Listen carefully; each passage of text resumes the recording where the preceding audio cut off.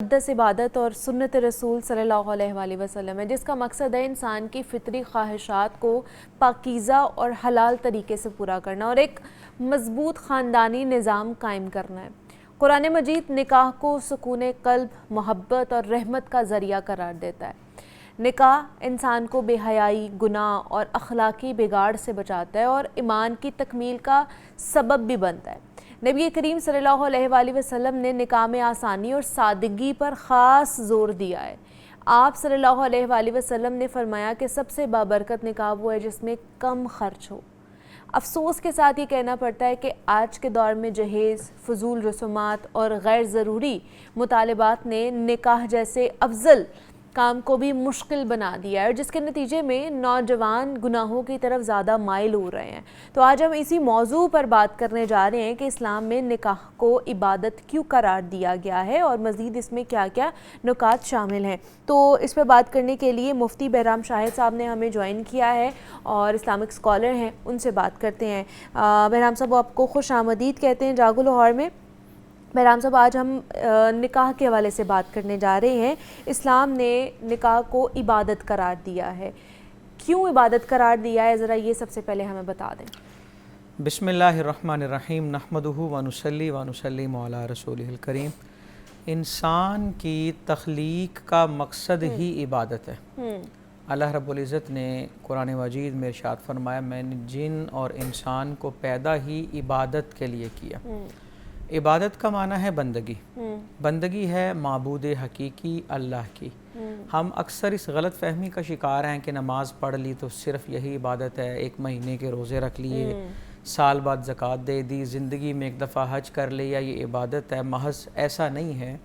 इंसान की सारी ज़िंदगी बनाई ही इबादत के लिए, हत्ता कि उसका उठना, बैठना, सोना, जागना, ओढ़ना, बिछोना सब ही इबादत होना चाहिए। अब वो कैसे? इबादत का मतलब ये है कि इंसान हर काम में ये देखे अल्लाह ने किस तरह करने का हुक्म दिया, किन चीज़ों को अपनाना है, किन चीज़ों को तर्क करना है। इन चीज़ों को मद्देनज़र रखेगा तो इंसान की ज़िंदगी इबादत में गुज़र होगी। और इंसान को ये ज़िंदगी देखकर आज़माया जा रहा है। सूरह मुल्क की इब्तिदाई आयत यही बता रही, अल्लज़ी खलक़ल मौत वल हयात लियब्लुवकुम अय्युकुम अहसनु अमला, कि अल्लाह ने मौत और हयात पैदा ही इसलिए किए कि देखे तुम में से अच्छे काम कौन करता है। और इबादत का सिर्फ़ ताल्लुक़ अल्लाह के साथ नहीं है, अल्लाह के बंदों के साथ भी है। इंसान अपनी इस मुआशरती ज़िंदगी के अंदर अगर परसेंटेज देखी जाए तो उसका ज़्यादा वक़्त इंसानों के बंदों के साथ गुजरता है। यानी कि अगर इस लिहाज से देखा जाए तो हुकूकुल्लाह से ज़्यादा हुकूकुल इबाद पे ज़ोर इसीलिए दिया गया। और हुकूकुल इबाद में सबसे ज़्यादा जिस चीज़ को हाईलाइट किया जा रहा है वो ये इंसान का निकाह का रिश्ता, जो मियाँ बीवी का रिश्ता है। हत्ता के इससे बढ़कर क्या बात होगी। नबी आखिरुज़्ज़मां सल्लल्लाहु अलैहि वसल्लम फरमा रहे हैं कि तुम में से बेहतर वो है जो अपने अहले खाना में बेहतर है।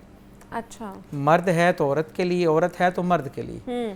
मर्द मुआशरे में या अल्लाह के यहाँ बेहतर तब होगा जब वो औरत की नज़र में बेहतर है। औरत मुआशरे में या अल्लाह के यहाँ बेहतर तब होगी जब वो अपने मर्द की नज़र में बेहतर है। तो बुनियाद ही इस चीज़ को बनाया जा रहा है कि ये एक दूसरे के लिए बेहतर है। और देखिए ना कितना मुक़द्दस ये रिश्ता और कितना मोहतरम कि निकाह के बाद ख़ुसूसन अगर औरत की बात करें तो उसके लिए मर्द सबसे तरजीह पा जाता है। वो कैसे कि अल्लाह के नबी इरशाद फरमा रहा है, अगर किसी को सजदा जायज़ होता तो मैं औरत को कहता कि वो अपने खामद को सजदा करे। किस लिए सजदा करे? कि उसने अपनी ज़िंदगी जो है सुबह से शाम तक जो अपना आप काट कर दे रहा है वो किसके लिए दे रहा है? वो ज़ाहिर है अपनी औरत को दे रहा है, अपनी बीवी के लिए कर रहा है, बच्चों के लिए कर रहा है। वो किस लिए कर रहा है? सिर्फ़ उनकी ज़िंदगी को बेहतर बनाने के लिए। कुरान पाक का अगर अंदाज़ देखें, मुख्तलिफ़ जगहों पर निकाह के हवाले से, रिश्ते के हवाले से बयानात आए हैं।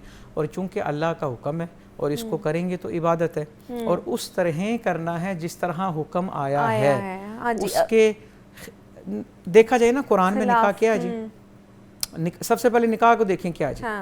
दो गवाहों की मौजूदगी में, ठीक है, गवाह मर्द हैं या एक मर्द और दो औरतें, इनकी मौजूदगी में इजाबो कबूल के जो मखसूस अल्फाज हैं, ठीक है, اس سے نکاح ہوتا ہے. اور نکاح سے کیا ہوتا ہے کہ وہ دونوں ایک دوسرے کے اب قریبی ساتھی بن گئے ہیں, شریک حیات ہو گئے ہیں. اب انہوں نے ایک حلال زندگی کا آغاز کر دیا, انہیں ایک دوسرے پر حق حاصل ہو گیا, وہ ایک دوسرے کا لباس بن گئے. قرآن نے لباس کہا, اور یہ بہترین لفظ ہے ایک دوسرے کو بیان کرنے کے لیے. یہ اس کا لباس ہے, وہ اس کا لباس ہے. قرآن نے واضح طور پہ ارشاد فرما دیا.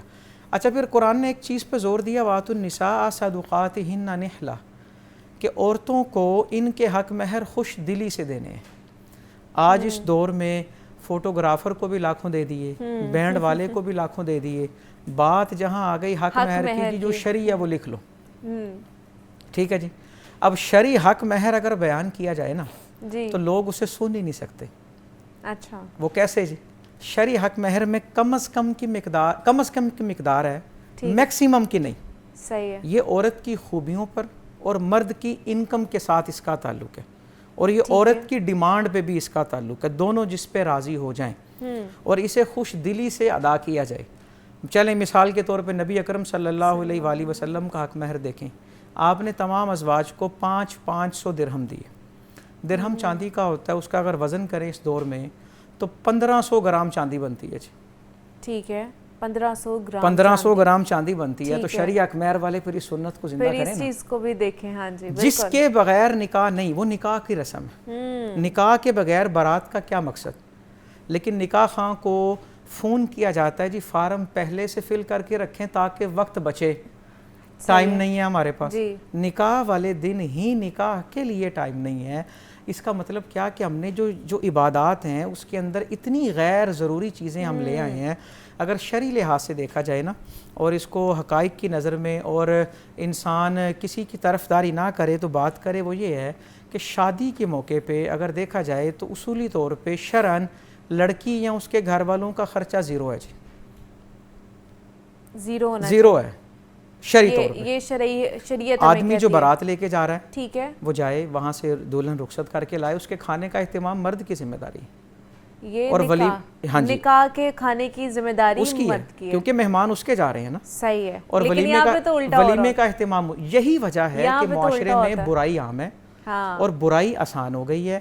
اور نکاح جیسا حلال طیب پاکیزہ رشتہ جو ہے وہ مشکل سے مشکل ہوتا جا رہا ہے.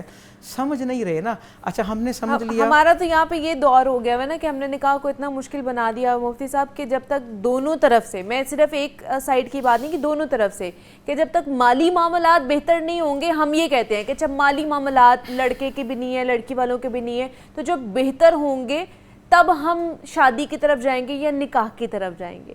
ان چیزوں کو مالی معاملات کو خاص طور پر پہلے ہم رکھتے ہیں. اب دیکھیں نا, کئی رشتے اس وجہ سے ٹوٹ جاتے ہیں کہ میری مرضی کی جگہ سے مجھے لباس نہیں دلایا گیا. ہاں ٹھیک ہے, اور وہ ایک لغو چیز ہے. اگر کسی کو اللہ نے وسائل دیے ہیں وہ اختیار کرے, لیکن اختیار کرنے کا مقصد یہ نہیں ہے کہ وہ شادی, کیونکہ جس کی شادی ہے نا اس کے بعد اس شادی میں آنے والے کئی بچوں کی بھی شادیاں ہوں گی, کئی بچیوں کی بھی شادیاں ہوں گی. بالکل. اب ان کے لیے وہ سٹینڈرڈ اگر بن گیا تو ان کا سٹینڈرڈ وہ پورا کون کرے گا؟